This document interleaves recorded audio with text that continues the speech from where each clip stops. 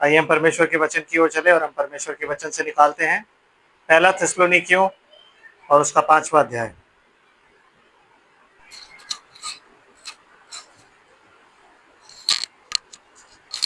पहला थिस्सलुनीकियों 5वां अध्याय 5वीं आयत पढ़ता हूँ आपके सामने। यहाँ यूँ लिखा है, क्योंकि तुम सब ज्योति की संतान हो, तुम सब ज्योति की संतान और दिन की संतान हो। हम ना तो रात के हैं और ना अंधकार के हैं। आमीन। परमेश्वर की आशीष उसके पवित्र वचन के पढ़े और सुने जाने पर हो।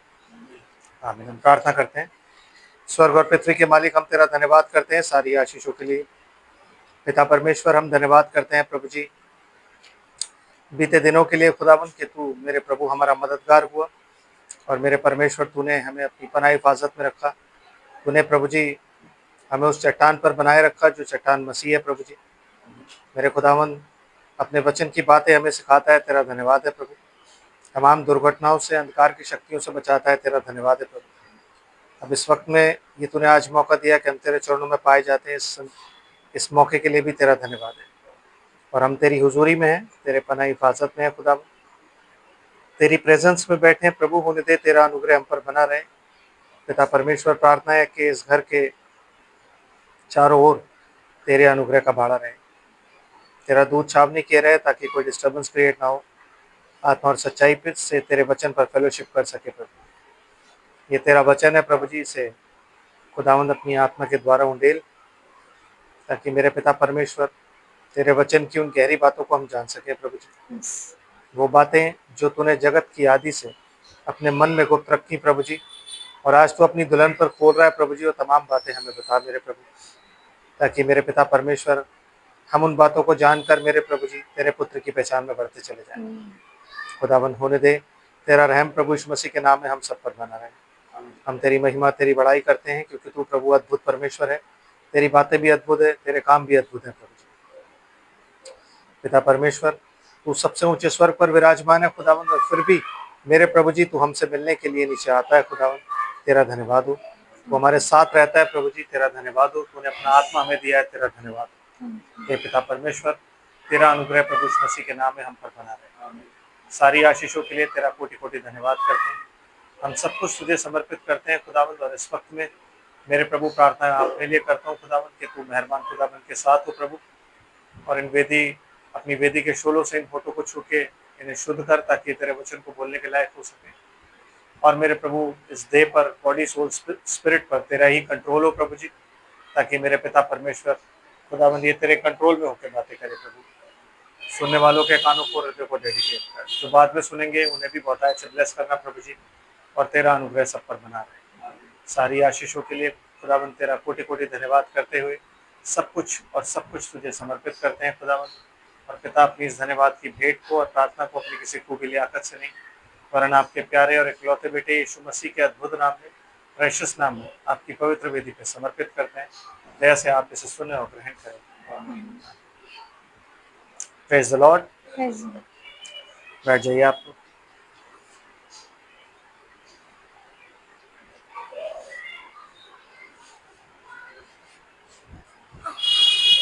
आमेन। तो हमने लास्ट टाइम बात करी थी वर्च्यू पे। आमेन। क्योंकि एक सिद्ध मनुष्य की का एक दिल डॉल होता है जिसमें हमें बढ़ना है। जब हम इफिसियों की पत्री और उसका 4 अध्याय पढ़ते हैं तो उसमें कुछ लिखा हुआ है। क्या लिखा है एक बार पढ़ते हैं। 4 अध्याय और 11 आयत से सिस्टर क्या लिखा हुआ है जरा प्लीज एक बार पढ़ लीजिए। इफिसियों 4 और 11 आयत। उसने कुछ को प्रेरित नियुक्त करके, हाँ जी। और कुछ को भविष्यद्वक्ता नियुक्त करके, और कुछ को सुसमाचार सुनाने वाले नियुक्त करके, कुछ को रखवाले और उपदेशक नियुक्त करके दे दिया। किन को दे दिया? कलीसिया को दे दिया। ये 5 प्रकार की सेवकाई उसने कलीसिया को दे दी। और देने का रीजन क्या है जी? पढ़िए। जिससे पवित्र लोग सिद्ध हो जाएं, जिससे कि जो पवित्र लोग हैं ना, Holi people, Holi people English में क्या लिखा हुआ है? इन लोगों की परफेक्शन के लिए। सेंट्स है इन लोगों की किसके लिए? परफेक्शन। आमीन। होली पीपल को सेंट्स इसलिए कहा जाता है क्योंकि पवित्र का मतलब होता है सैंक्टिफाइड वन, शुद्ध किए हुए, सैंक्टिफाइड। उसको शॉर्ट फॉर्म में आप क्या बोलते हो? सेंट्स। सेंट्स वो लोग नहीं होते जो मर के और बनते हैं। सेंट्स वो लोग होते हैं जो जिंदा रह के परमेश्वर जिन्हें शुद्ध करता है और वो परमेश्वर की सेवा में आते हैं शुद्धता और पवित्रता के साथ, उनको क्या बोला जाता है? सेंट्स, मतलब सैंक्टिफाइड, वो जो शुद्ध किए हुए। आमीन। तो उन लोगों के लिए परमेश्वर ने क्या किया? पवित्र लोगों के लिए 5 प्रकार की सेवकाई। आमीन। क्या किया था? और जिससे पवित्र लोग सिद्ध हो जाएं हाँ जी, और सेवा का काम किया जाए और सेवा का काम, और मसीह की देह उन्नति पाए। मसीह की जो देह है ना, बॉडी ऑफ क्राइस्ट, जिसके लिए अभी हम बात कर रहे हैं। बॉडी ऑफ क्राइस्ट क्या है? चर्च। आमीन। जब मैं चर्च की बात करता हूं तो ये चर्च वो चर्च नहीं है जो आप चर्च जानते हैं कि मैं चर्च जा रहा हूं बचपन से। क्या बोलते हैं हम कहाँ जा रहे हैं? हम चर्च जा रहे हैं। हम कभी चर्च जाते नहीं क्योंकि हम खुद चर्च होते हैं। यीशु मसीह ने कभी नहीं बोला कि तुम्हें संडे को चर्च आना है। बोला उसने? बोला आपको संडे को चर्च आना है? उसने इतना बोला कि जो जो उस दिन को नजदीक आते देखो, संगति में बढ़ते जाओ, पर उसने कभी नहीं बोला संडे को चर्च आओ। तो चर्च कोई चीज नहीं होती। चर्च का मतलब होता है कॉल्ड आउट पीपल, मतलब वो लोग जिन्हें परमेश्वर ने बाहर बुलाया। जैसे इजरायलियों को जब वो जंगल में लेकर के आया तो क्या बन गए? कॉल्ड आउट पीपल, उनको बोलते हैं चर्च। आमीन। ठीक है। तो चर्च का मतलब क्या होता है? बॉडी ऑफ क्राइस्ट का मतलब क्या होता है? ये कलीसिया जो उसकी देह है, वो कलीसिया जिसका सर मसीह है। अब क्या बैप्टिस्ट चर्च का सर मसीह है? नहीं। पेंटिकॉस्टल का चर्च, जो चर्च है पेंटिकॉस्टल, उसका सर मसीह है? नहीं। क्योंकि अगर उनका सर मसीह होता है, या किसी भी डिनोमिनेशन का, CNI हो, मेथोडिस्ट हो, किसी का भी सर मसीह नहीं है। क्योंकि अगर उनका सर मसीह होता तो उनके नाम वो नहीं होते जो आज हैं। आमीन। और उनके पास अपने रूल्स नहीं होते और वो अलग अलग नहीं होते, ब्रांचेस नहीं होते, मेथोडिस्ट ब्रांच, ये ब्रांच, वो ब्रांच, ये नहीं होती। वो सब एक ही फेथ के होते। क्यों? क्योंकि मसीह ने हमें इसीलिए लाया है अपने आप में, ताकि हम एक देह बने। तो हमें से कोई भी एक देह नहीं है। कोई भी चर्च नहीं कहता मेरे चर्च आ जाओ बच जाओगे, मेरे चर्च आ जाओ बच जाओगे। तो जब तक ये लड़ाई, और सबकी डॉक्ट्रिन सबसे कॉन्ट्रडिक्ट करती है, तो जब तक सबकी डॉक्ट्रिन सबसे कॉन्ट्रडिक्ट करती रहेगी तो तब तक उन्हें यह भी नहीं पता होगा कि चर्च होता नहीं है, बिल्डिंग चर्च नहीं होती, लोग चर्च होते। इसलिए जहाँ 2 या 3 इकट्ठे होते हैं वो चर्च होता है, चाहे वो घर हो, चाहे वो बिल्डिंग हो, चाहे वो कोई भी जगह क्यों ना हो। आमीन। समझे ना? क्योंकि खुदा हाथ के बनाए हुए घरों में वास नहीं करता, लोगों में वास करता है। अभी हम क्या देख रहे हैं? ये जो टेंपल है, ये जो बॉडी ऑफ क्राइस्ट है, ये खुदा का बनाया हुआ घर है।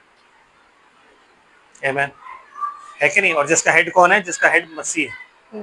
और वो रूल किससे करता है? हेड है। हेड किससे रूल करता है? 5 प्रकार की सेवकाई से।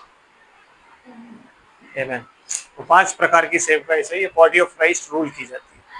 क्यों? ताकि ये परफेक्ट हो जाए, ताकि ये सिद्ध हो जाए। और कोई तरीका नहीं है सिद्धता का एकमात्र एक तरीका क्या है? कि ये जो देह है ये सिद्ध हो। और जब तक कि हम सब के सब विश्वास और परमेश्वर के पुत्र की पहचान में एक ना हो जाएं। मतलब हम लोग का जो एम है वो क्या है? एम क्या है? एम है फेथ एंड परमेश्वर के पुत्र की नॉलेज। जब तक आपका विश्वास और आपकी नॉलेज के परमेश्वर का पुत्र कौन है, उसकी नॉलेज में जब तक आप एक ना हो जाओ, तब तक आप परफेक्ट नहीं हो। यू मस्ट नो कि यीशु मसीह कौन है। सिर्फ कह देने से कि वो परमेश्वर का पुत्र है, अच्छा ठीक है वो परमेश्वर का पुत्र है, तो फिर जब उसने एक स्त्री को देखा जिसको 12 वर्ष से लहू बहता था, तो उसको बेटी क्यों बोला? वो तो उससे बड़ी थी।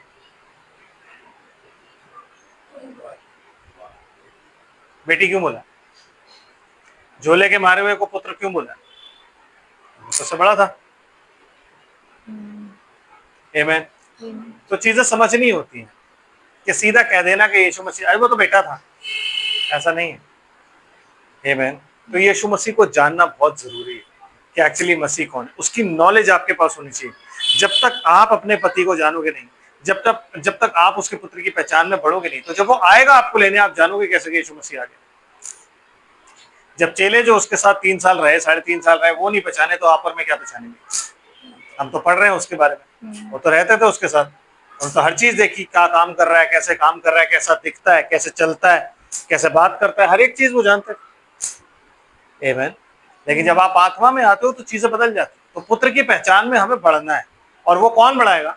5 प्रकार की शिक्षा बढ़ाएगा। और सिस्टर, और मसीह के पूरे डील डॉल तक ना बढ़ जाएं। मसीह का पूरा जो डील डॉल है उस तक आपको बढ़ना है।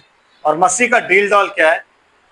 ये इसे बोला जाता है stature of a perfect man. There is only one perfect man. एक ही सिद्ध पुरुष बाइबल में है, और वो कौन है? यीशु मसीह। उसके अलावा और कोई सिद्ध पुरुष नहीं। और ये उसका स्टैचर है, ये उसका तरीका है, ये उसकी परिपूर्णता है, जो कि पतरस ने आपको बताई है कि सबसे पहली चीज क्या है? विश्वास। विश्वास पर सद्गुण, सद्गुण पर समझ, समझ पर है। ये सारी चीजें बारी बारी करके आती है। ये सब चीजें जब तक नहीं होंगी, ये सब चीजें यीशु मसीह में पाई जाती, सारी की सारी चीजें। आमीन। और ब्रदर और सिस्टर क्या लिखा है? ताकि हम आगे को बालक ना रहे, यस। जो मनुष्य की ठग विद्या और चतुराई से, उनके भ्रम की युक्तियों के और उपदेश के हर एक झोंके से उछाले और इधर उधर घुमाए जाते हैं। मतलब हम बालक ना रहे, मतलब हम प्रभु में मैच्योर्ड हो जाए। हम जब क्रिश्चियन बनते हैं ना, तो हम बालक होते हैं। आमीन। लेकिन खुदा चाहता है कि हम मैच्योर्ड हो जाएं। क्यों? ताकि हम मनुष्यों की ठग विद्या से, उनका हर एक भ्रम, भ्रम का मतलब होता है डिसीव करना, धोखा देना। और जो भी वो उपदेश आपको देते हैं, हर एक उपदेश खुदा की तरफ से नहीं होता। आपको जांचना है उपदेश कौन सा खुदा की तरफ से और कौन सा नहीं। और उसको जांचने का एकमात्र तरीका जो है, वो आपको ये परमेश्वर का वचन जो दिया गया है, यही है। आमीन। तो हम ऐसे उछाले ना जाए, इसलिए परमेश्वर चाहता है कि हम ना असेंडिंग ऑर्डर, असेंडिंग ऑर्डर का मतलब होता है ऊपर की ओर चले। हमें ऊपर की ओर जाना है, और जो जो हम ऊपर की ओर जाएंगे ना, पतले होते जाएंगे, गिनती कम होती जाएगी। अगर ये चर्च है तो इसकी गिनती कम होती जाएगी। अगर ये आप हो तो आप धीरे धीरे धीरे धीरे मसीह के डील लो। मसीह बहुत चौड़ा नहीं था, वो आत्मा में बहुत दीन था, तो आप भी वैसे ही होते चले जाओगे। आमीन। समझ रहे? तो जी फिर, वरन प्रेम में सच्चाई से चलते हुए सब बातों में उसमें जो सिर है अर्थात मसीह में बढ़ते जाएं। एग्जैक्टली। किसमें? सिर में। सिर क्या है? लव। क्योंकि मसीह क्या है? खुदा का प्रेम। क्योंकि परमेश्वर ने जगत से ऐसा क्या किया? प्रेम किया कि उसने अपना इकलौता पुत्र दे दिया। तो ये लव जो है, ये कौन है? मसीह। इसीलिए एक हेडस्टोन अभी लगा नहीं है, क्योंकि अभी तक हम उस जगह पहुंचे नहीं, हमें कमियां पाई जाती। जिस दिन हम इस जगह पहुंच गए, ब्रदरली काइंडनेस, भाईचारे की प्रीति पे पहुंच गए, उस दिन जो ये प्रेम है, ये हमारे ऊपर लग जाएगा। आमीन। और जिस दिन ये लग गया, हमारा रैप्चर हो जाएगा, क्योंकि यही मसीह है, यही सर है, और इसी का इंतजार किया जा रहा है। आमीन। और इसी की तैयारी में हमें। और सिस्टर थोड़ा सा पढ़िए, क्या लिखा है? जिससे सारी देह हर एक जोड़ की सहायता से एक साथ मिलकर और एक साथ गठकर उस प्रभाव के अनुसार जो हर एक अंग के ठीक ठीक कार्य करने के द्वारा, अंगों का ठीक ठीक कार्य भी बड़ा जरूरी है, क्योंकि हमारे जोड़ हैं, हर एक जोड़ से हमारी देह जो है वो गठनी चाहिए। आमीन। और सिस्टर, उसमें होता है अपने आप को बढ़ाती है कि वह प्रेम में उन्नति करती जाए। वो प्रेम में क्या करे? उन्नति करती जाए। बहुत जरूरी है ये। हमारे अंदर सारी अच्छी चीजें पाई जाती हैं, हमारे अंदर सारी वो बातें पाई जाती हैं, लेकिन प्रेम में उन्नति हमारे अंदर नहीं पाई जाती। आमीन। प्रेम में हम उन्नति नहीं पा रहे। यूनिटी ऑफ फेथ है जिसे कहते हैं, हम उसमें नहीं बढ़ रहे। यूनिटी ऑफ फेथ, ये सब किस लिए आया? ताकि हम यूनिटी ऑफ फेथ में बढ़े। विश्वास की एकता में हम लोग बढ़े, Amen. हम सबका विश्वास एक हो जाए। एक डिनोमिनेशन है जो सब अपना विश्वास एक कर रहे हैं, WCC बना रहे हैं, आमेन, NCC बना रहे हैं, तो वो अपना विश्वास एक कर रहे हैं क्योंकि वो सारे चर्चेस को जोड़ रहे हैं। हम जो खुदा है वो चर्चेस को नहीं जोड़ रहा है, वो लोगों को जोड़ रहा है। Amen. वो लोगों को जोड़ के एक बना रहे हैं। आज अगर 2 लोग यहाँ से या 4 लोग यहाँ से गए तो 2 लोग वहां से जाएंगे, 2 लोग वहां से जाएंगे, ऐसे ऐसे करके लोगों को जोड़ रहा है, आमेन। और उसी की तैयारी में हम पाए जाते हैं। तो जब मैं वर्च्यू की बात करता हूँ, जब मैं सामर्थ की बात करता हूँ, तो सामर्थ का असली मतलब अगर समझना है आपको, तो सामर्थ का मतलब होता है इंसान का चरित्र और उसके साथ मिली हुई सामर्थ्य। क्योंकि जो सामर्थ बिना चरित्र के मिलती है उसे शैतानी बोला जाता है, आमेन। Amen. इसलिए ये वर्च्यू जो वर्ड है ना, ये बहुत जगह इस्तेमाल किया गया।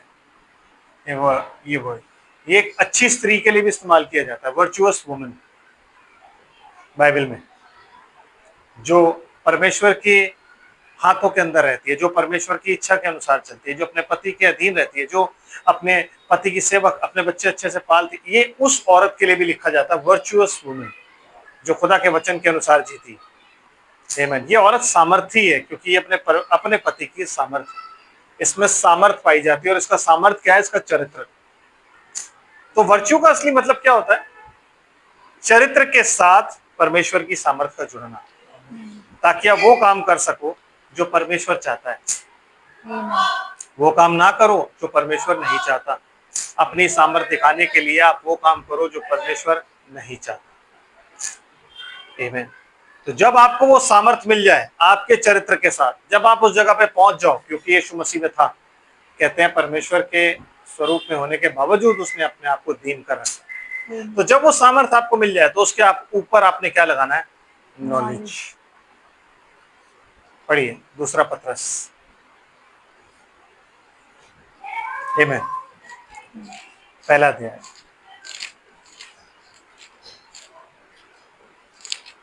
पहले आयत से नहीं, पहली आयत से नहीं पढ़ेंगे सिस्टर, क्योंकि पहली तो हम ऑलरेडी पढ़ चुके हैं। हाँ जी, हाँ, हम सीधा आएंगे 5वीं आयत से। इसी कारण तुम सब प्रकार का यत्न करके अपने विश्वास पर सद्गुण, जिसे हम वर्च्यू कहते हैं, और वर्च्यू पर समझ को बढ़ाते जाओ। आपको बढ़ाना है। अब जब मैं कहता हूँ समझ की बात, जब मैं कहता हूँ नॉलेज की बात, तो आपको क्या समझ आता है? समझदार तो अपनी जिंदगी में सभी होते हैं।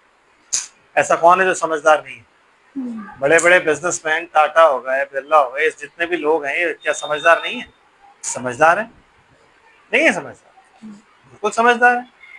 आपके टीचर्स, आपके प्रिंसिपल्स, वो समझदार नहीं है? बिल्कुल समझदार है। तो फिर ये कौन सी समझ की बात लिखी कि जिस समझ के बारे में वो कहता है कि समझ आप में होनी चाहिए, आमीन, है कि नहीं? तो समझ को देखने के लिए थोड़ा सा हम निकालते हैं, हम चलेंगे नीति वचन, पहला अध्याय। समझ की शुरुआत देखते हैं कहां से होती है।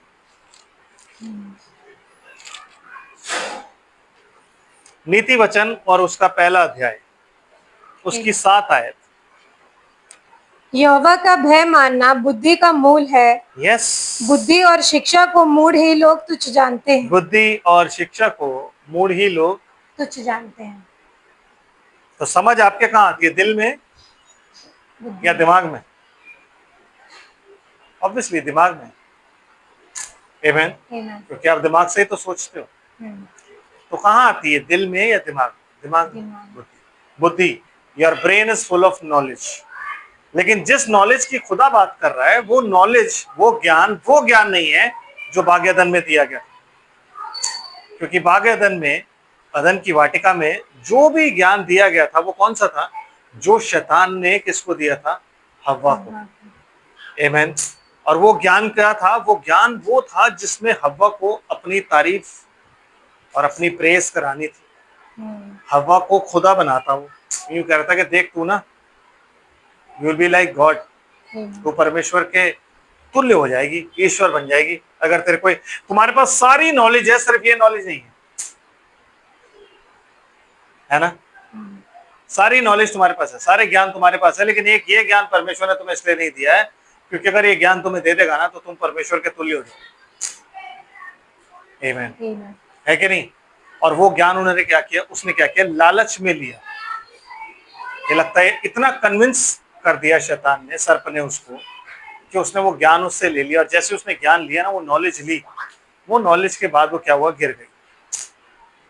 उस नॉलेज ने उसको गिरा दिया। उसी को ही नहीं, उसके पति को भी गिरा दिया। उसके पति को ही नहीं, पूरी मनुष्य जाति को गिरा दिया। आमीन। और मनुष्य जाति में क्या इंटर हो गई, मृत्यु। तो जो दुनियावी ज्ञान होता है ना, उससे क्या आता है आपके जीवन में, और जो ज्ञान ऊपर से आता है वो कैसा होता है, उसमें जीवन होता है। थोड़ा सा देख लेते हैं इसको, एक और जगह चलते हैं, निकालते हैं याकूब की पत्री,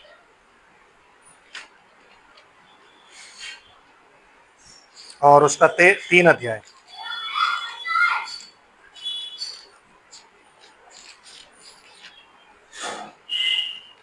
आमीन। 3 अध्याय निकाला सिस्टर, 13 से 18 आयत पढ़ेंगे। क्या लिखा हुआ है जरा पढ़िए प्लीज।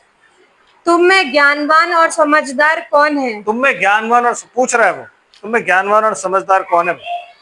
हाँ जी। जो ऐसा हो वह अपने कामों को अच्छे चाल चलन से उस नम्रता सहित प्रकट करे जो ज्ञान से उत्पन्न होती है। आमीन। जो तुम में ज्ञानवान हो वो क्या करे, दोबारा धीरे धीरे पढ़ो। जो ऐसा हो वह अपने कामों को वह अपने कामों को प्रकट करे, किसके साथ, अच्छे चाल चलन, कैरेक्टर के साथ, चरित्र के साथ। आमीन। तो अगर आपके पास ज्ञान होगा तो उस ज्ञान से आप क्या करोगे, परमेश्वर के काम। और परमेश्वर के काम करने के लिए जो आपके पास चीज होनी चाहिए वो क्या होता है, अच्छा चरित्र, अच्छे चाल चलन। और सिस्टर, अच्छे चाल चलन से उस नम्रता सहित, 3 चीजें बड़ी इंपॉर्टेंट है। काम जब आप करोगे ना, पहला तो काम आपके अंदर आएगा ज्ञान से, दूसरी चीज क्या आएगी, कैरेक्टर, और तीसरी चीज क्या है, नम्रता। बड़ी नम्रता और दीनता के साथ आप काम करोगे, भले ही आप कितने भी ज्ञानी क्यों ना हो। आमीन। लेकिन ये बात आपको याद रहेगी कि यीशु मसीह ने क्या बोला था, जो तुम में बड़ा होना चाहे वो तुम्हारा दास बने। तो यह बात आपको मालूम रहेगी। तो अगर मैं आपका दास हूं तो आप मेरी सेवा करोगे या मैं आपकी सेवा करूंगा? अरे बताओ भाई, मैं आपकी सेवा करूंगा या आप मेरी सेवा करोगे? बताओ तो सही। आप करोगे? नहीं, आप नहीं करोगे। सिस्टर बताओ, मैं करूंगा या आप करोगी? अगर मैं दास हूं तो कौन करेगा, कौन करेगा? मैं ही तो करूंगा। लेकिन यहाँ पे क्या होता है, हम सबको ये सिखाते हैं कि मैं परमेश्वर का दास हूं, मैं आपका दास नहीं हूं। आपको समझ आ रहा है? आपकी सारी डिनोमिनेशन में आपको जो पुरानी जगह आप जाते थे ना, वहीं ये सिखाया गया मैं परमेश्वर का दास हूं लेकिन तुम्हारे मैं ऊपर ही हूं। समझ रहे? इसलिए आप हर जगह जाते ना ऐसे हो जाते। ऑफिस, जो परमेश्वर जिस ऑफिस में बैठता है, मैं जिस ऑफिस में बैठता हूँ उसकी इज्जत है, क्योंकि उसने मुझे एक ऑफिस दिया है और वो ऑफिस पास्टर का ऑफिस है, लेकिन उसने मुझे सेवक ठहराया आप लोग का। तो मेरा काम है आपकी सेवा करना। उसे चेलों के सामने क्यों दूसरों के पैर धोए, क्यों धोए? क्योंकि उसने दिखाया कि देखो, अगर मैं प्रभु होके तुम्हारे पैर धो सकता हूँ तो तुम लोग को भी ये करना है। मतलब सिर्फ पैर धोना हमारे यहाँ पे एक ऐसा हो गया परंपरा नहीं दिखाई उसने। पैर धोना इजराइल में सबसे नीची जाति के लोग करते थे। तो यीशु मसीह ने कहा अगर मैं तुम्हारे लिए सबसे नीच बन गया हूं ना तो तुम्हें भी नीची बनना है दूसरे के लिए, है नहीं ब्रदर? आप स्पेशल ट्रीटमेंट के अधिकारी नहीं हो। आमीन। समझ आ रहा है? तो स्पेशल ट्रीटमेंट आपको नहीं मिल सकता। तो 3 चीजें होती है, नम्रता, काम और चाल चलन। और सिस्टर, नम्रता सहित प्रकट करें। हाँ। जो ज्ञान से उत्पन्न होती है, जो ज्ञान से उत्पन्न होती है। अब सोचो आप, किसी के पास जब दुनियावी ज्ञान आता है, ये 3 चीजें उसमें पाई जाती हैं। काम तो चलो पाया जाता हो, लेकिन कैरेक्टर और दीनता नहीं पाई जाती, नम्रता नहीं पाई जाती। क्या पाई जाती है? क्योंकि जब दुनियावी ज्ञान आपके पास होता है तो वो क्या करता है सिस्टर, थोड़ा सा आगे चलते हैं प्लीज, बताइए। पर यदि तुम अपने अपने मन में कड़वी ढा और विरोध रखते हो कि मैं ज्यादा ज्ञानी हूं, अरे वो क्या है मेरे सामने, मेरा चर्च बड़ा, मेरे पास ज्यादा नॉलेज, मेरे पास ये, मेरे पास वो कड़वी ढा आपके मन में पाई जाती है। वो क्या सेवा करेगा, मैं अपोस्टल हूँ, वो ये है, मैं प्रॉफिट हूँ, वो ये है, मैं इवेंजलिस्ट हूँ, वो ये है, होती है ना। यस, देन तो सत्य के विरोध में घमंड ना करना। तो तुम सत्य के विरोध में ना घमंड ना करना, क्योंकि तुम बंदे के विरोध में घमंड नहीं कर रहे हो। तुम किसके विरोध में घमंड कर रहे हो, सत्य, और सत्य क्या है, परमेश्वर का वचन।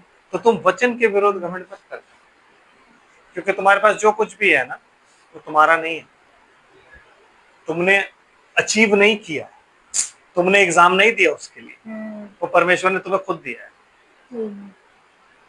इसलिए वो ज्ञानवानों को क्या करता है, लज्जित करता है, और मूर्खों को ऊपर उठाता है, नीचों और तुच्छों को क्या करता है, ऊपर उठाता है, ज्ञानवानों को क्या करता है, लज्जित करता है। आमेन।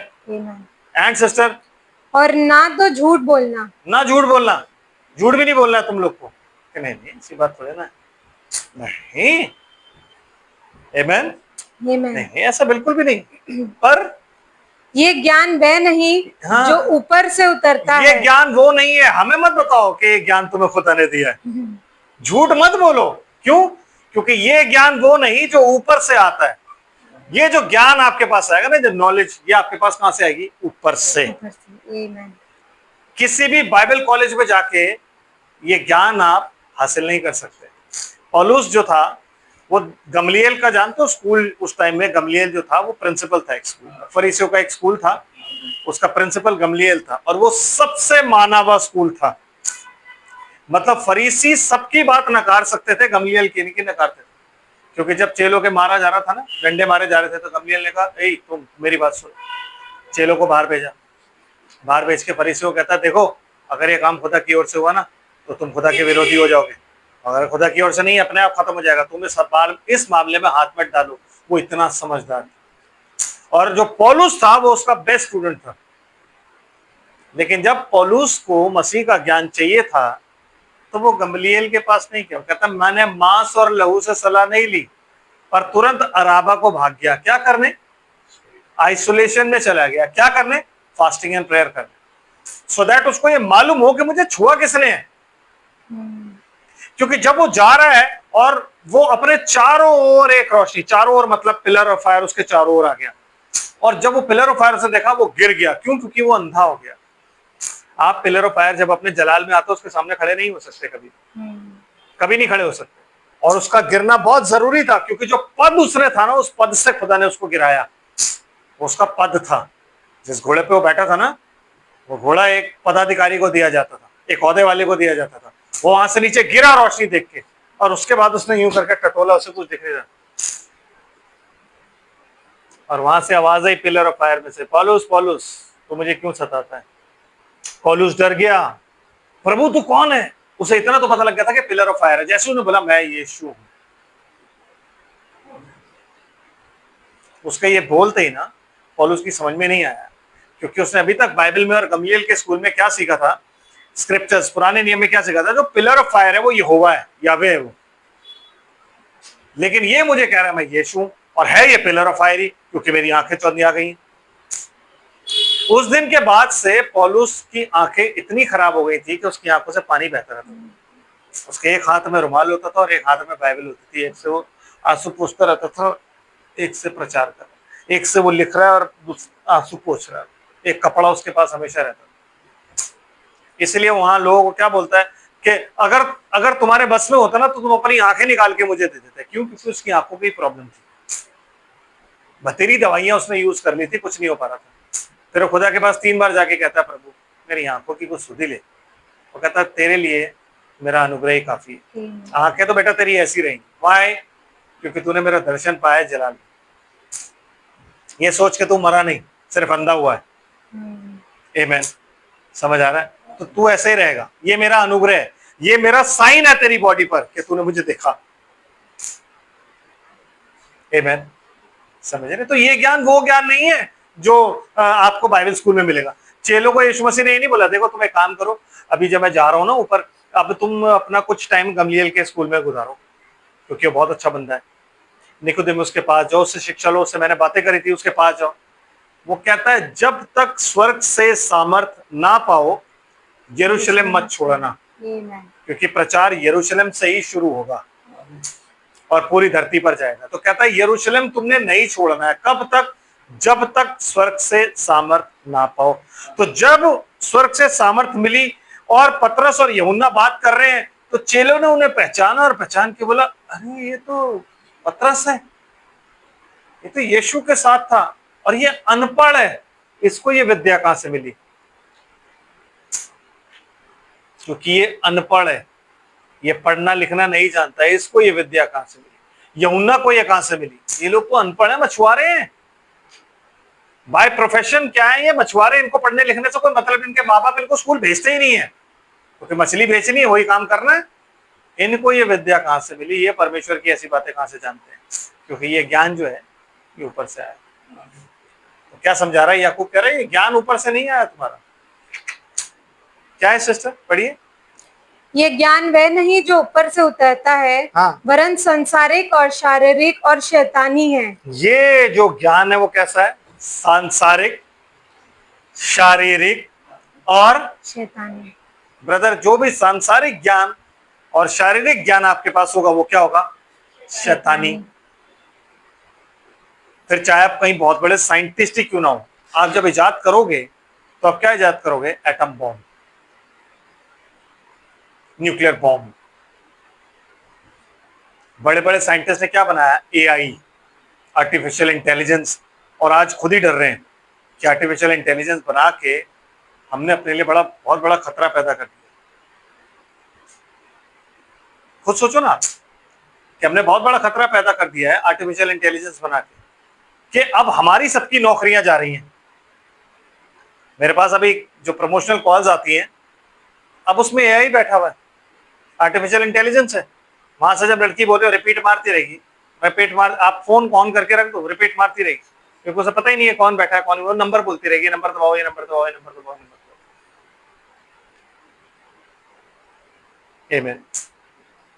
पहले इंडिया में जो कॉल सेंटर्स होते थे उसमें जब लोग होते थे उनके नाम बदले जाते थे, उनको ये बताया जाता था कि तुम ये बोलना, हम यूएस से बोल रहे हैं, लेकिन यूएस वाले समझ जाते थे। आज मुझे मेरी बेटी ने बताया कि एआई सिस्टम उनके ऑफिस में काम करता है, जिसमें जो उनका ऑफिस है दिखाया जाता है कि वो कैलिफोर्निया में है, एड्रेस वहां का है, और जब वो बात करते हैं तो एआई उनकी वॉइस, उनकी आवाज को ट्रांसफॉर्म करके उसमें इंग्लिश एक्सेंट डाल देता है ताकि उनको लगे अंग्रेज बात कर रहा है। और आगे बर्बाद कौन हो रहा है? इंसान। नौकरियां किसकी खाई जा रही है? इंसान की। तो जो नॉलेज आपके पास दुनिया की होती है ना, वो नॉलेज हमेशा परमेश्वर की नॉलेज से क्लैश करेगी। आमीन। इसीलिए जितने भी ज्ञानवान है ना, उनको जब आप ये बातें बताओगे ना, वो कहेंगे बेवकूफ हो तुम लोग, बेवकूफ, निरे बेवकूफ, निर्बुद्धि। हम उस बाइबल कॉलेज के हैं जहां पे वो पढ़ते थे, उन्होंने वो किताबें, हमने उनकी वो किताब पढ़ी, हमने ये पढ़ा, हमने वो पढ़ा। इसलिए आज जब आप उनको कहोगे कि यीशु मसीह आज भी चंगा करता हो, कहते बेवकूफ हो तुम लोग, बेवकूफ हो कि यीशु मसीह आज भी चंगा करता। नहीं करता, वो उस जमाने की बात थी। इसलिए जब आप उन्हें कहोगे कि जो ओल्ड टेस्टमेंट है वो आज भी कार्य करता, कहेंगे तुम बेवकूफ हो। हम कहेंगे अगर कि ठीक है औरतें आदमियों के कपड़े नहीं पहनती हो, कहेंगे तुम बेवकूफ हो, तुम ग्रेस में जी रहे हो। आमीन। तुम ग्रेस में जी रहे हो। और जब वो टॉयलेट जाएंगे और वो साइन देखेंगे तो इस दुनिया नहीं, वहां पे एक साइन फ्रॉक का और दूसरा साइन बंदे के कपड़े का लगा रखा होता, और हम बेवकूफ हैं। हम बेवकूफ हैं, है कि नहीं ब्रदर? है कि नहीं? खुदा बदलता नहीं है। God is same, Jesus Christ is same yesterday, today and forever. पूरा का पूरा पुराना नियम जो है वो यीशु मसीह के बारे में बताता है कि यीशु मसीह, पूरी व्यवस्था यीशु। लॉ उस टाइम के लिए लोग नहीं ऐसा नहीं है। लॉ, जब आपने लॉ पढ़ा ही नहीं है, पहली बात, जब आप लॉ पढ़ोगे तो आपको पता लग जाएगा। मत्ती 5 से मत्ती 8 तक लॉ में लिखा हुआ है, एक एक बात लिखी हुई है कि अपने दुश्मन से प्यार कर, उसके सर पर अंगारे। मैंने एक एक चीज मार्क कर रखी है कि दुश्मन का गधा अगर गिर जाए ना गड्ढे में तो उसको निकाल के बाहर ले जा, उसको ले जाके वापस दे। तेरे दुश्मन का गधे का मतलब है कि 2 चर्च के पास्टर्स हैं और अगर वो देखे एक चर्च के पास्टर का मेंबर जो है वो गिर गया है पाप में, हम कहते हैं हमें क्या लेना देना उस चर्च का है, मुझे क्या लेना देना, वो था ही ऐसा, वो बेकार पास्टर है। नहीं, तू उसे निकाल निकाल के उसके पास वापस ले जा और ले जाकर उसको बोलिए तेरा गधा गिर गया था, देख मैं निकाल के जा, है कि नहीं? यस। लेकिन यहाँ पास्टर्स कहते हैं अच्छा, अरे भैया हम जानते हैं ये पास्टरों को नॉलेज तो होती नहीं है, अपने घरों में खोल के बैठ जाते हैं और फिर वो करके बिना पूछे रख लेते हैं।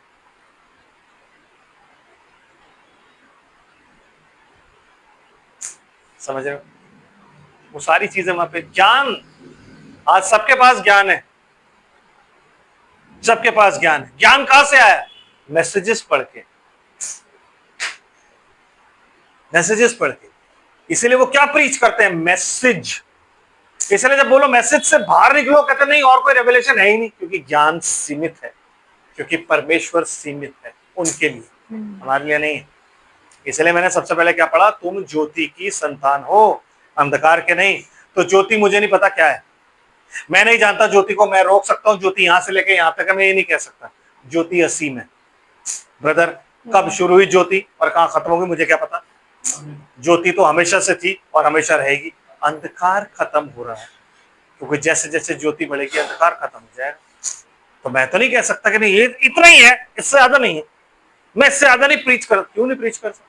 फिर मुझे चुना क्यों? मुझे चुना क्यों? ये बात जो ज्ञान की लिखी हुई है, कौन से ज्ञान की लिखी हुई है? वो ज्ञान जो ऊपर से आता है। जो ज्ञान तुम्हारे पास है वो शारीरिक है, क्योंकि तुम मनुष्यों की थग बिड्डियाओं को घुसेड़ के उसमें और फिर वो बताते हो। तुम आत्मा पे डिपेंड नहीं रहते ना। आप आत्मा पे डिपेंड रहोगे तो आत्मा ही प्रीच करेगी। आप डिपेंड किस पे रहते हो? मनुष्य के ज्ञान पे।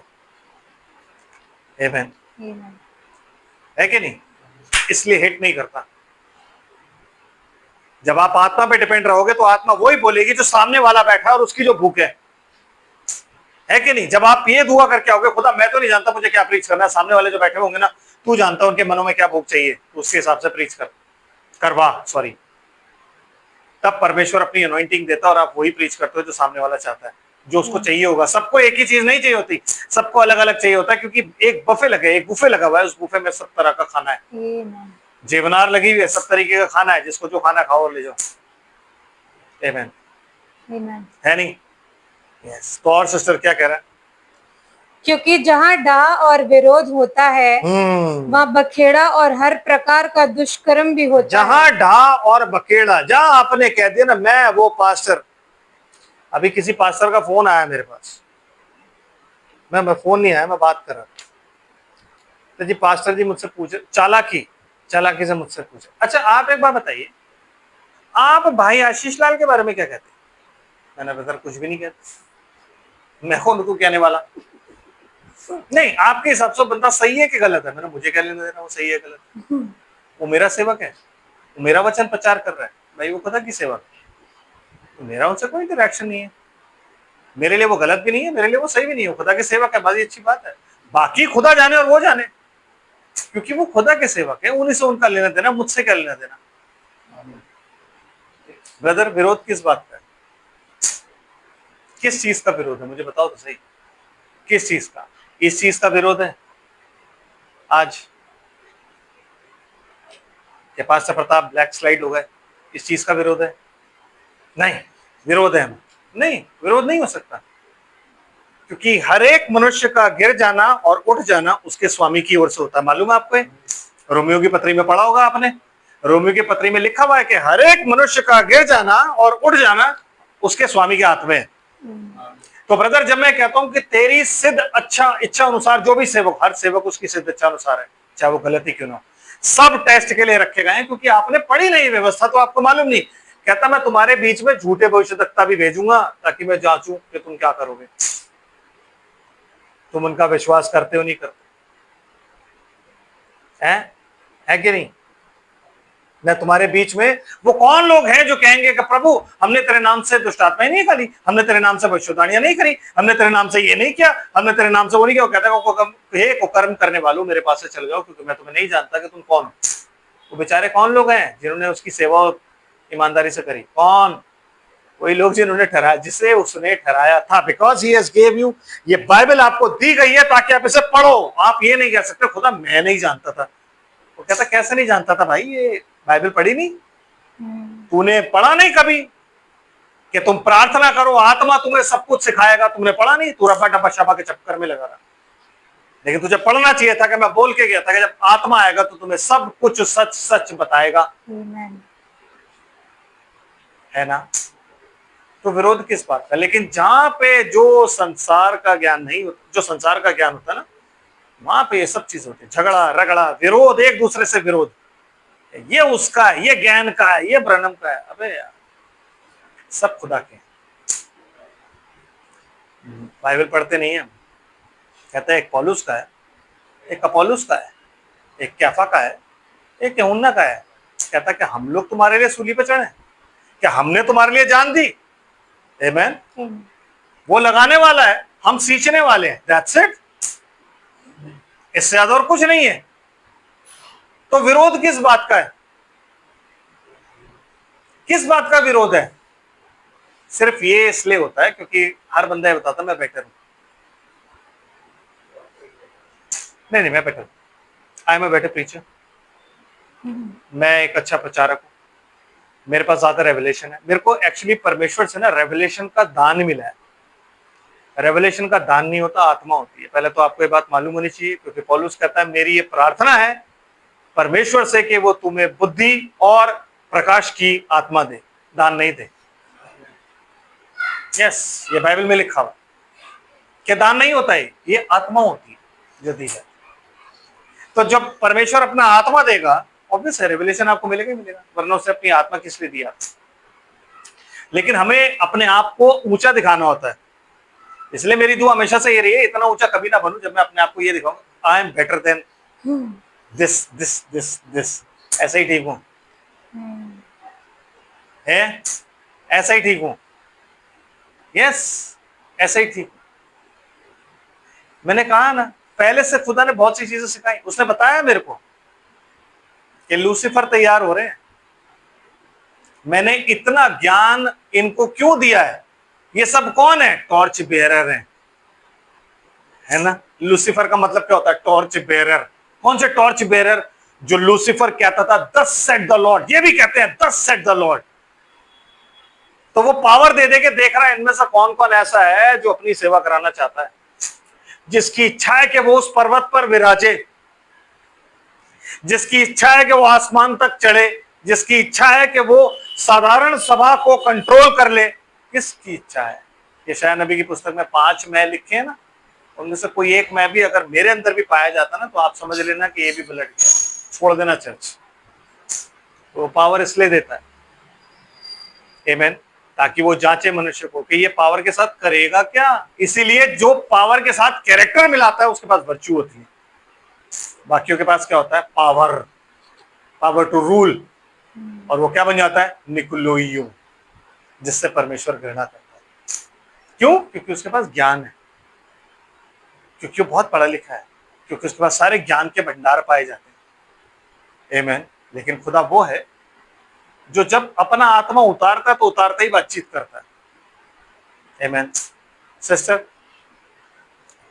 पर जो ज्ञान ऊपर से आता है वह पहले तो पवित्र होता है। सबसे पहली बात, जो ऊपर से ज्ञान आएगा ना वो हमेशा पवित्र होगा। तो अगर वो ज्ञान पवित्र है तो उसके अंदर मिलावट नहीं है। अगर उसके अंदर मिलावट नहीं है तो उसके अंदर कलेश, उसके अंदर ग्रज, उसके अंदर गुस्सा, उसके अंदर विरोध, उसके अंदर प्राइड नहीं है ज्ञान के अंदर, क्योंकि वो ऊपर से आ रहा है। तो जब वो ऊपर से आ रहा है तो वो पवित्र है, क्योंकि क्या है? पवित्र आत्मा के द्वारा मिल रहा है। तो जब चेलों में ज्ञान आया तो चेलों में से किसी ने नहीं बोला, पतरस ने बोला मैं पढ़ाऊं तुम में, चुप बैठो मेरी भी सुनो, नहीं, ऐसा नहीं हुआ।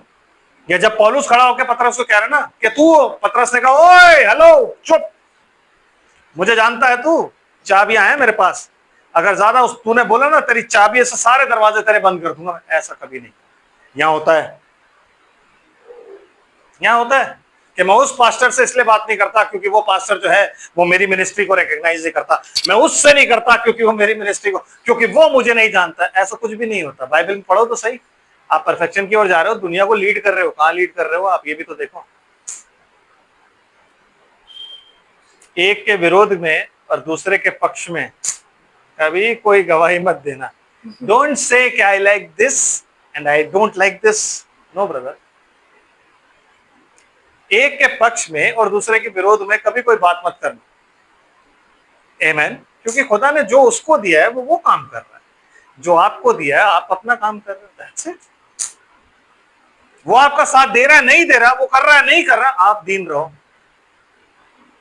आप वो करो जो खुदा ने सिखाया। क्योंकि खुदा हर बंदे से पता क्या कहेगा, जब हम वहां खड़े होकर बोला वो उसने, खुदा कहेगा उसकी छोड़, वो मैं बाद में डील कर लूंगा, तेरा मेरे साथ रिलेशनशिप था, तूने वो क्यों नहीं किया जो वचन में लिखा हुआ था। क्योंकि वो क्या कहता है कि तुम्हें जज कौन करेगा, वचन। हमारी जो जजमेंट है वो इस वचन के अनुसार है। पौलुस कहता है जब मनुष्य की गुप्त बातों का न्याय मेरे वचन के अनुसार किया जाएगा।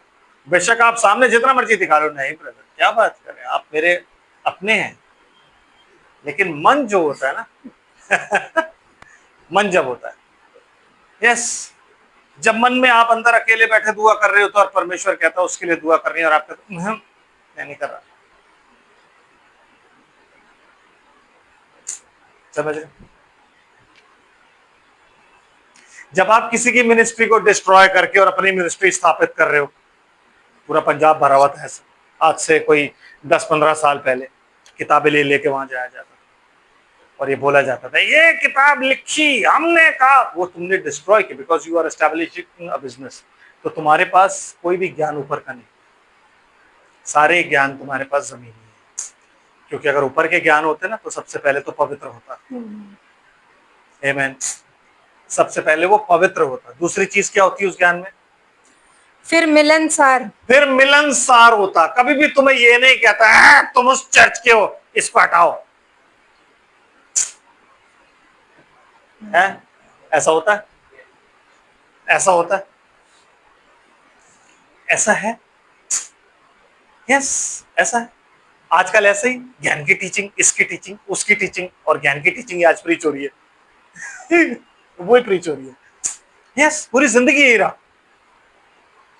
अरे बेचारी गरीब भेड़, उन्हें पता नहीं ज्ञान ने क्या प्रीच किया है, कभी पढ़ना ही नहीं दिया, खुद वो प्रीच कर रहे हैं, चल रहा है सब वैसे ही चल रहा है। मिलनसार होता है ब्रदर। आपका जो प्रचार होगा ना, आपको कभी नहीं बोलेगा कि उस चर्च के बंदे से आप नहीं मिल सकते। नो, आपका प्रचार हमेशा आपको ये सिखाएगा सबसे मिलो, कोई टेंशन नहीं, मिलो। आमीन। ताकि उनको पता लगे कि आप किस चर्च के मेंबर हो, उनको पता लगे कि आप किस खुदा के मानने वाले हो, उनको पता लगे कि आप कौन से चर्च जाते हो। मिलो मिलो। तो जो ज्ञान ऊपर से आएगा वो हमेशा मिलनसार होता है। वो ये नहीं बताता मैं नहीं मिलता उसे, बेकार की बातें ये आपके लिए की जाती है, मेरे लिए की जाती है। कि जब भी वो आता है ना, वो वचन की बात लेके बैठ जाते हैं यार। उनकी बातों में ना एक तो पता नहीं क्या है, वो ना उनकी बातें बड़ी अजीब होती हैं। क्योंकि जब वो बात करते हैं ना तो ऐसी ऐसी बातें निकाल के लाते हैं, वो कोई बातें करने के लायक है? अब भाई दुनिया में तुम रहते हो, समाज में रहना है, सब कुछ तुम्हें करना है, तो हमारे लिए बोला जाता है। लेकिन हम जो खुदा का संदेश हमें बताता है वो क्या बताता है? मिलनसार। चाहे वो किसी का भी चर्च बना हो, चाहे वो किसी के भी लोग हो, जब भी आपसे मिले आप पूरे प्यार से मिले। हमारा किसी से बैरभाव नहीं, हम किसी का दुश्मन नहीं। यीशु मसीह किसी का दुश्मन नहीं था। ओ सॉरी, यीशु मसीह का कोई दुश्मन नहीं था, या था? यीशु मसीह बहुतों का दुश्मन था। क्योंकि बहुतों के लिए यीशु मसीह जो था वो क्या था कि यार इस बंदे को मार दूं बस मैं। लेकिन यीशु मसीह ने कभी नहीं सोचा कि मैं इस बंदे को मार दूं। जब वो मार भी रहे थे, कह रहा था पिता इन्हें माफ कर, क्योंकि नहीं जानते क्या कर रहे हैं। क्योंकि वो मिलनसार था। आपको जो सुसमाचार दिया गया वो किसका सुसमाचार है? मेल मिलाप का, रिकंसिलिएशन, गॉस्पेल ऑफ रिकंसिलिएशन। किसका? सिर्फ उसी का। तो क्या मैसेज सुना मैंने? क्योंकि विलियम ब्रैनम कहते हैं कि प्रेम का मतलब ये होता है जिससे खुदा प्यार करता है उससे तू भी प्यार कर। आमीन। अब मैं कैसे जानूं कि खुदा उससे प्यार करता है नहीं करता? अब मैं कैसे जानूं खुदा किससे प्यार करता है और किससे नहीं करता? क्योंकि उसने तो जगत से ऐसा प्रेम किया कि अपना इकलौता बेटा दे दिया ताकि जो कोई उस पर ईमान लाए। तो जब उसने अपना इकलौता बेटा उस जगत को दे दिया जिस जगत में तुम रहते हो, तो यू कैन नॉट हेट। आप उस जगत से नफरत नहीं कर सकते क्योंकि आप वहीं रहते हो, आपका पाला उन्हीं लोगों से पड़ता है।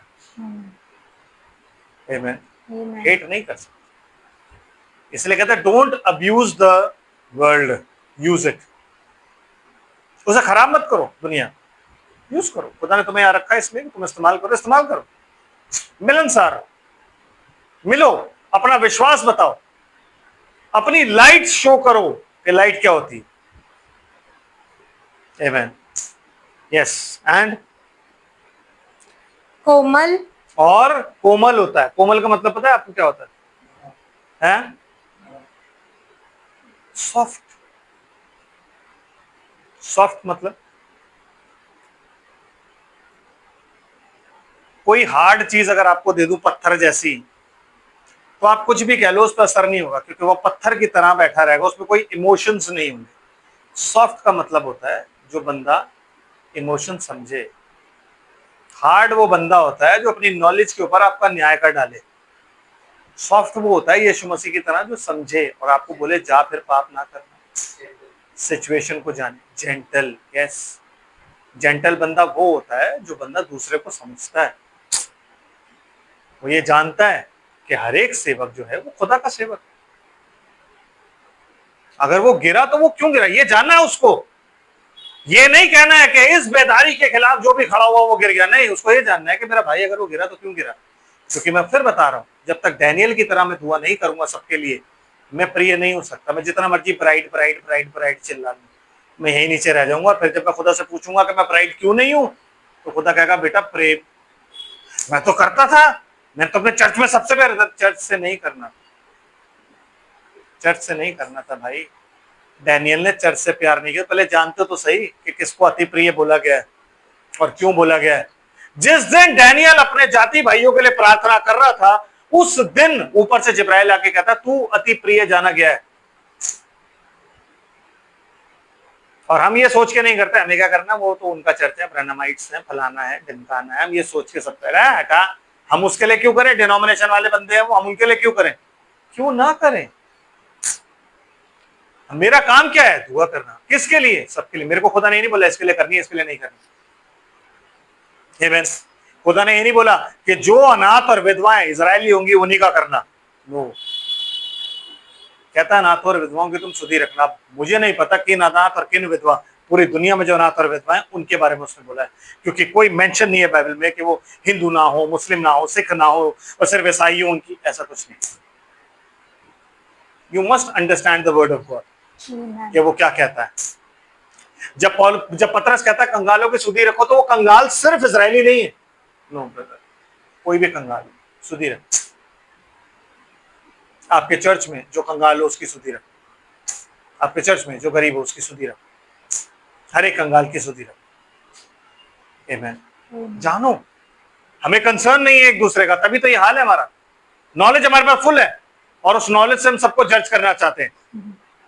यस, नॉलेज हमारे पास आती है ना, सबसे पहली चीज हमारे द्वारा जजमेंट है, ये यूं टैटू टैटू सबको, ये गलत वो गलत वो गलत वो। नहीं नहीं, कह रहा है जो नॉलेज ऊपर से आती है, नरम होती है, मिलनसार होती है, और कैसी होती है सिस्टर? मृदु भाव। मृदु भाव। ब्रदर, मृदु भाव की इंग्लिश क्या है? Mercy, full of mercy. मैं खुदा की तरह होना चाहता हूं। मैं चाहता हूं कि मेरे परमेश्वर का आत्मा मुझ में वास करे, लेकिन मैं दया नहीं रखता अपने अंदर। जबकि खुदा जो है वो दया में धनी। एक ही चीज है, आप मुझे बताओ किस चीज में खुदा धनी है? दया में। हैं? दया में। आप जब भी दुआ करते हो एक ही चीज का धनी बोलते हो उसको, किस चीज का? दया का धनी। दया के अलावा कोई चीज ऐसी नहीं जो आप धनी बोलते हो। बोलते हो? आप बोलते हो कभी दुआ में? नहीं बोलते हो क्या? आप हमेशा बोलते हो दया में धनी। करुणा का धनी बोलते हो आप? नहीं, कहते हो करुणा से परिपूर्ण। दया में धनी, दया में धनी। बिकॉज बाइबल में हर जगह लिखा हुआ rich in mercy, rich in mercy, rich in mercy. वो दया में धनी है। तो जब मेरे पास वो नॉलेज आ गई, तो नॉलेज आने के बाद मैं क्यों इतना पागल हो गया हूं कि मैं लोगों को जज कर रहा हूं। और कैसे जज कर रहा हूं? बिना दया के। इसलिए यीशु मसीह क्या कहता है, जिसका न्याय, जिसने बिना दया के न्याय किया है, उसका न्याय भी बिना दया के किया जाएगा। इसलिए ब्रदर, चाहे पुलपिटी क्यों ना हो, खड़े होकर उल्टी सीधी बातें नहीं बोलनी चाहिए। और चाहे आप कैसे भी क्यों ना हो, कहीं भी बैठे हो ना, किसी को भी इस तरीके से जज मत करो कि आपको लगे कि यार नो नो, क्योंकि जब आपके न्याय की बारी आएगी ना, तो वैसे ही जज किया जाएगा, बिल्कुल वैसे ही। आमीन। समझ रहे? क्योंकि अगर वो आपका बाप है तो वो उसका भी बाप है। दो बेटे थे एक आदमी के, एक बहुत अच्छा था और एक बेचारा पुत्र था, लेकिन बाप दोनों का था। आमीन। उड़ाऊ पुत्र जो था वो बाहर सारा अपने सारी धन संपत्ति उसने किसमें व्यय कर दी? वैश्याओं में ब्रदर, वैश्याओं में। आमीन। इतनी गंदा आदमी था वो कि वैश्याओं में व्यय कर दी। लेकिन जब उसे होश आया तो सोचा अपने बाप के घर वापस जाऊंगा। वाई ब्रदर मैंने बताते हैं कि वो लड़का जो जिसने वैश्याओं में सारी संपत्ति उड़ा दी, उसमें पवित्र आत्मा था। इसीलिए रिपेंटेंस, पवित्र आत्मा जब आपके अंदर होता है, सबसे पहली चीज आपके अंदर क्या होती है? रिपेंटेंस। जब आप गलती, आपको पता लग जाता है मैंने गलती करी, आप रिपेंट करते हो तुरंत, that is called Holi spirit. और वो अपने बाप के घर वापस जाता है तो बाप दूर से देख लेता है, जिसका मतलब है कि बाप रोज छत पे खड़ा होके और उसी को ढूंढता रहता था। और मैं जब वो बेटा मेरी कलीसिया में, या वो बेटा मेरे को मिलता है, तो मैं उस बेटे के लिए इतना कुछ बोल देता हूं, उसका न्याय कर देता हूं, और मुझे ये नहीं पता कि वो बाप आज भी देख रहा है उसको कि वापस आ जा बेटा। और जिस दिन वो आएगा, आमीन, जिस दिन वो वापस आएगा तो खुशी कितनी होगी। इसलिए याकूब नहीं कहा है, क्या कहते हैं कि एक भटके हुए विश्वासी को अगर कोई प्रभु में वापस ले आता है तो वो अनेक पापों को ढकता है और मृत्यु से एक जन को बचाता है। पढ़ा, मैं पढ़ता हूं, आप ये पढ़िए, आप ये पढ़िए, आप मत पढ़िए, मैं पढ़ता हूं कहां लिखा हुआ, कहां लिखा हुआ। याकूब की पत्री उसका आखिरी अध्याय, मतलब के 5वां अध्याय, और उसकी 19 आयत पढ़ रहा हूं। लिखा है, हे मेरे भाइयों, यदि तुम में कोई सत्य के मार्ग से भटक जाए और कोई उसे फेर लाए, तो वह यह जान ले कि जो कोई किसी भटके हुए पापी को फेर लाएगा, वह एक प्राण को मृत्यु से बचाएगा और अनेक पापों पर पर्दा डालेगा। ये भी है। इसका मतलब है परमेश्वर हमेशा ये उम्मीद रखता है कि वो वापस आएगा। आमीन। समझ आ रहा है आप? तो जो ज्ञान ऊपर से आपके पास आता है ना, वो ज्ञान ऐसा होता है। और सिस्टर क्या होता है उस ज्ञान में, और क्या क्या चीजें होती है? मृदु भाव और दया और अच्छे फलों से लदा हुआ और पक्षपात और कपट रहित होता है। मृदु भाव और दया और अच्छे फलों से लदा हुआ। अच्छे फल जो भी हैं वो आत्मा के 9 फल हैं। आमीन।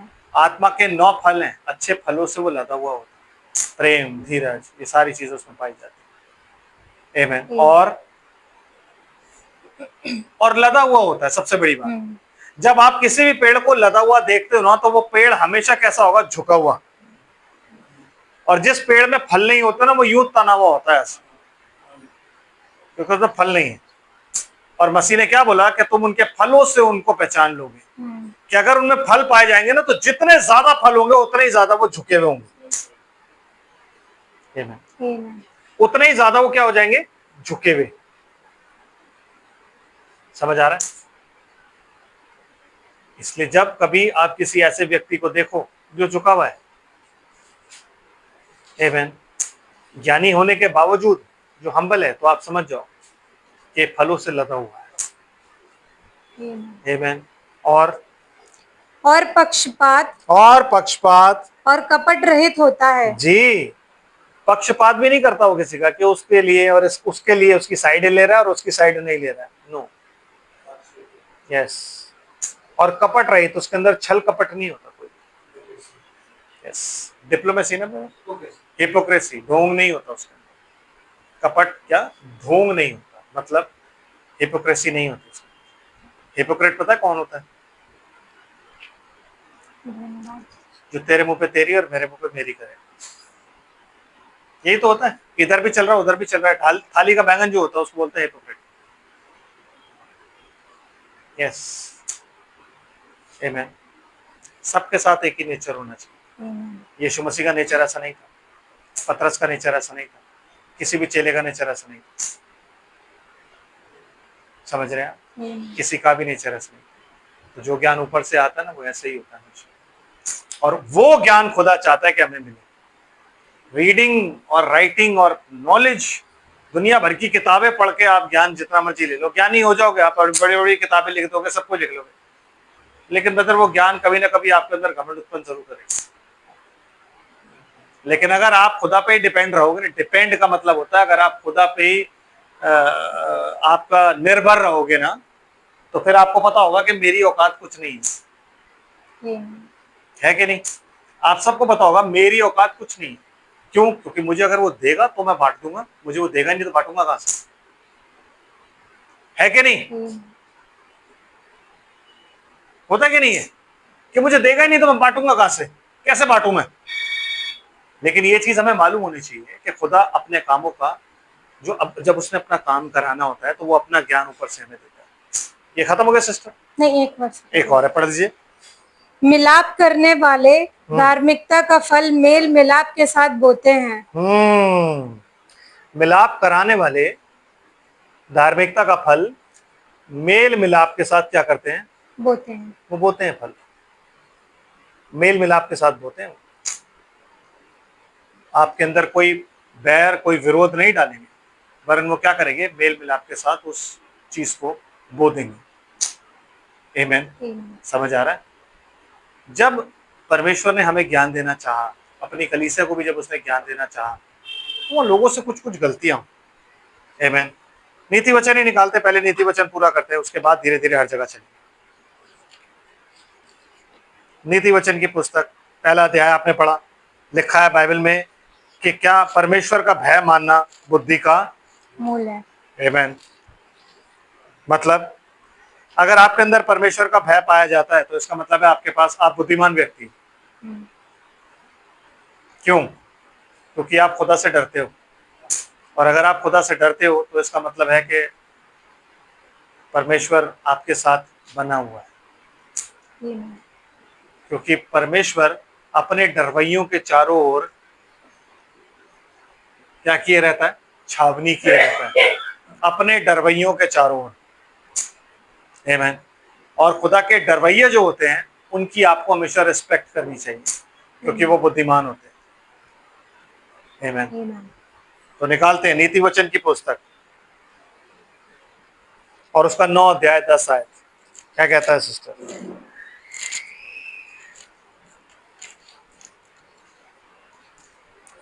यहोवा का भय मानना बुद्धि का आरंभ है जी, और परम पवित्र ईश्वर को जानना ही समझ है। सुन रहे हैं?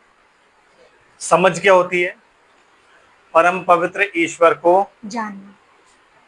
यहां से आगे हम संडे को चले। आमीन।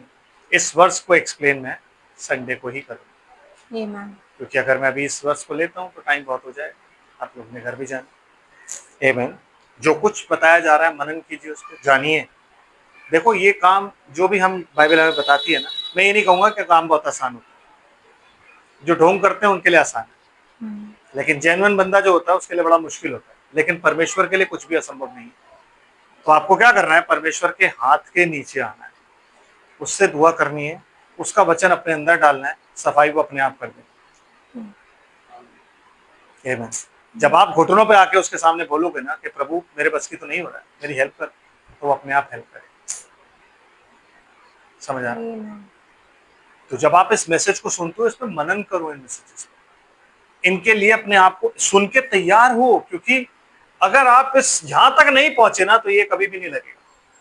तो इन चीजों को जानना बहुत जरूरी है, नॉलेज को जानना बहुत जरूरी है कि नॉलेज क्या चीज है। आमीन। और जब आपको पता लग जाए तो आपको उसको अपनी सद्गुण पर ऐड करना। प्रभु आप सबको आशीष और बरकत दे, प्रार्थना करते हैं। स्वर्ग और पृथ्वी के मालिक, हम तेरा धन्यवाद करते हैं प्रभु, तेरे इस वचन के लिए, जो जीवन की रोटी तूने हमें खाने के लिए दी। तेरा धन्यवाद है। ये बात सच है खुदावन कि तूने अपने वचन में भी बोला कि जीवन की रोटी मैं हूं जो स्वर्ग से उतरती है।